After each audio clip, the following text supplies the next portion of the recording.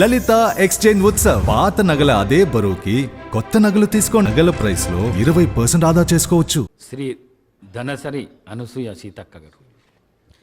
నమస్కారం sir. Third Telangana legislative assembly స్పీకర్గా మీరు ఎన్నికైనందుకు చాలా సంతోషంగా ఉంది సార్. మీకు శుభాకాంక్షలను తెలియజేస్తూ మీ వ్యక్తిగత జీవితంలో కానీ రాజకీయ జీవితంలో కానీ ఎన్నో రకాల ఒడిదుడుకులను ఎదుర్కొని ఈ స్థాయికి రావడం మాలాంటి అణగారిన వర్గాల నుంచి వచ్చినటువంటి బిడ్డలకు మీ జీవితం కూడా ఆదర్శప్రాయం, స్ఫూర్తిదాయకం. 2009లో కూడా నేను ఈ అసెంబ్లీలో ఈ సభలో ఉండడం జరిగింది.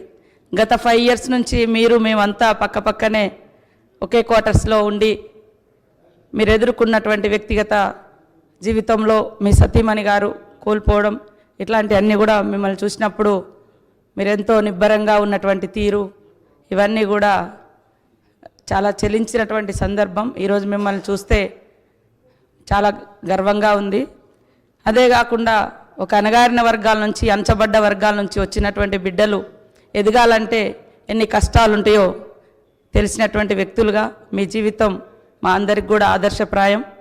మీరు ఒదుగుతూ ఎదిగిన తీరు దేశానికి ఒక ఆదర్శవంతం.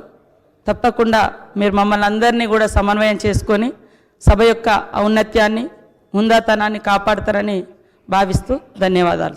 సెలవు తీసుకుంటాను. అభినందనలు తెలియజేస్తూ మా పార్టీ అధ్యక్షులు పెద్దలు శ్రీ కేసీఆర్ గారు వారు దురదృష్టవశాత్తు వారికి కొంత గాయమయ్యి హాస్పిటల్లో ఉన్నప్పటికీ ఎప్పుడైతే ఈ ప్రతిపాదన శ్రీధర్ బాబు గారి ద్వారా మరి వారికి వచ్చిందో వెంటనే ఒక క్షణం కూడా సంకోచించకుండా, రెండో ఆలోచన లేకుండా తప్పకుండా సహకరించవలసిందే అని చెప్పి ఏకగ్రీవంగా ఎన్నిక కావడానికి వారు మాకు ఆదేశాలు ఇవ్వడం జరిగింది. దానికి అనుగుణంగానే నిన్న మీ నామినేషన్లో కూడా మేమందరం కూడా పాల్గొనడం జరిగింది.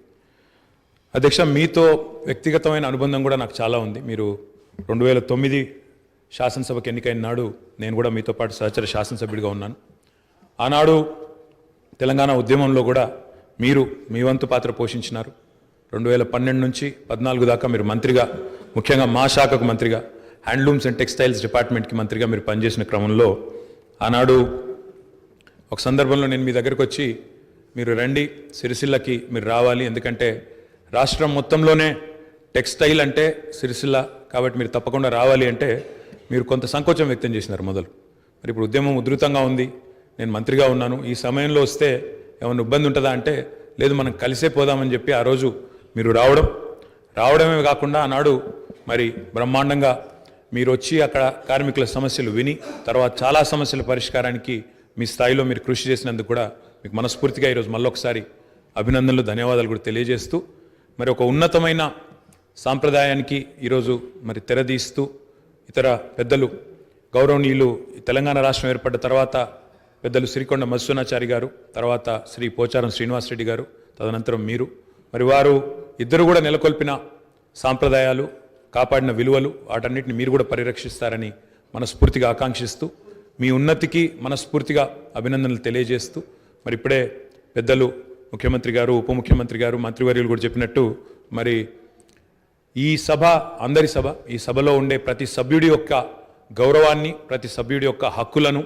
ముఖ్యంగా ప్రజల తరపున మాట్లాడే ప్రతి నాయకుడి యొక్క, ప్రతి గౌరవ సభ్యుడి యొక్క మరి గొంతును వినిపించే విధంగా ఆ బాధ్యత మీరు తప్పకుండా సమర్థవంతంగా నిర్వహిస్తారని మనస్ఫూర్తిగా ఆశిస్తూ మరి ఒక సామాన్య ఎంపీటీసీ పదవి నుంచి ఈరోజు శాసనసభ స్పీకర్గా ఎదిగిన మీ జీవితం ఏదైతే ఉందో, రాజకీయ ప్రస్థానం ఏదైతే ఉందో, ఇది చాలామందికి తప్పకుండా స్ఫూర్తిదాయకంగా ఉంటుందని చెప్పి మనసారా ఆకాంక్షిస్తూ మీ బాధ్యతలో మీరు 100% విజయవంతం సాధించాలని మా పార్టీ తరఫున కూడా కోరుకుంటూ మళ్ళొకసారి మీకు అభినందనలు అధ్యక్ష. Thank you. అందరి సహకారంతో ఈ సమావేశాలను మనం నిర్వహించుకుంటే తెలంగాణ ప్రజల యొక్క ఆకాంక్షను, తెలంగాణ ప్రజల యొక్క ఆలోచనను ఈ సభ ద్వారా పరిష్కరించడానికి అవకాశం ఉంటుంది. అదేవిధంగా గడ్డం ప్రసాద్ కుమార్ గారు నా సొంత జిల్లా, నేను ఎక్కడి నుంచి అయితే శాసనసభ్యుడిగా ప్రాతినిధ్యం వహిస్తున్నానో ఆ ప్రాంతం వాడు. వికారాబాద్కి చరిత్రలోనే గొప్ప పేరుంది. నిజాం సర్కారు ఉన్నప్పుడు చాలా రుగ్మతులు ఉన్న వాళ్ళకి వైద్య సహాయం అందాల్సిన వివిధ రకాల ఇబ్బందులు ఉన్న వాళ్ళందరినీ కూడా వికారాబాద్ గుట్ట మీద వైద్యం చేస్తే అందరికీ ఆ రుగ్మతలు తగ్గి సమస్యలు పరిష్కారం అవుతాయని తెలుసు. ఇప్పటికి కూడా అక్కడి వాతావరణం, అక్కడి గాలి, అక్కడి నేల ఒక మంచి వైద్యానికి ఉపయోగపడే ప్రాంతం. ఆ ప్రాంతం నుంచి వచ్చిన గడ్డం ప్రసాద్ కుమార్ గారు మన 3వ శాసనసభకు స్పీకర్గా ఎన్నిక కావడం ద్వారా సమాజంలో ఉన్న ఎన్నో రుగ్మతలను, సమస్యల్ని ఈ సభలో వారి నాయకత్వాన చర్చ జరిగి పరిష్కారం అవుతుందని చెప్పి నేను స్పష్టంగా భావిస్తున్నాను, ఆశిస్తున్నాను. అదేవిధంగా వారు అతి సామాన్యమైన కుటుంబం.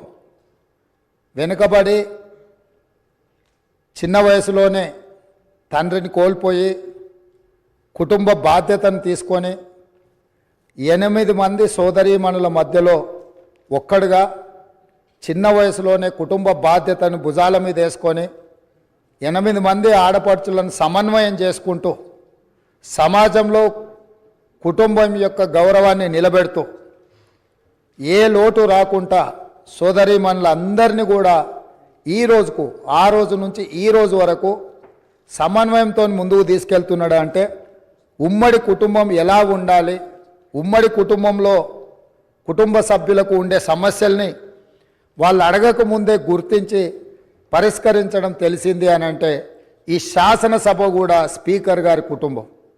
మనందరం కూడా వారి కుటుంబంలో సభ్యులం. అది ప్రతిపక్షము, పాలకపక్షము, విపక్షము అనే విభేదాలు లేకుండా సభ్యులు అంటే ఈ సభ యొక్క సభ్యులు. ఆ సభ్యులు లేవనెత్తే అంశాలను, వారు లేవనెత్తిన అంశాలలో ఉన్న లోతును దృష్టిలో పెట్టుకొని తప్పకుండా స్పీకర్ గారు ఆ సమస్యలకు పరిష్కారం చూపిస్తారు.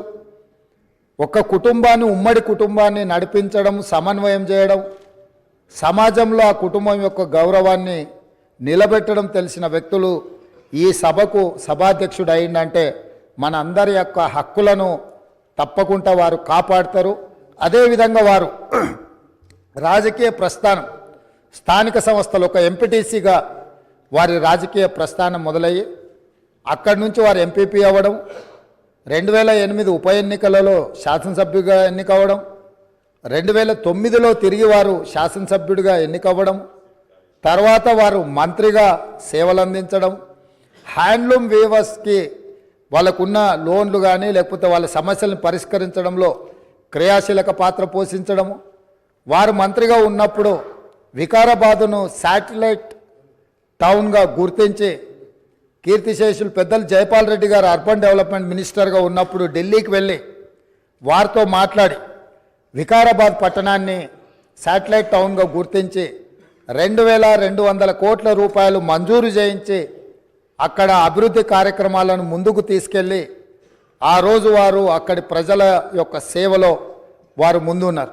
అదేవిధంగా అక్కడ మెడికల్ కాలేజ్ కావాలని వారే ఆ రోజు ఆ ప్రతిపాదన తీసుకొచ్చి ఈరోజు మెడికల్ కాలేజ్ మంజూరు అయింది. ఇంకా స్టాఫ్, ఇతర అంశాలు కూడా కొన్ని ఉన్నాయి. వారే అక్కడి నుంచి ఆదేశాలు ఇచ్చి తప్పకుండా ఆ సమస్యను పరిష్కరించడమే కాకుండా అప్పా జంక్షన్ నుంచి వికారాబాద్ మన్నగూడ చౌరస్తా వరకు రోడ్ వైడనింగ్ విషయంలో కానీ వీట్లల్లో కూడా వారు ప్రత్యేకమైన చొరవ చూపించి ప్రాంతం యొక్క అభివృద్ధిని వారు ఎప్పుడూ మర్చిపోకుండా, వారు ఎన్నికలలో గెలిచిన ఒకవేళ ఫలితాలు వారికి అనుకూలంగా రాకపోయినా వారెప్పుడు కూడా ప్రజలకు దూరంగా ఉండలేదు.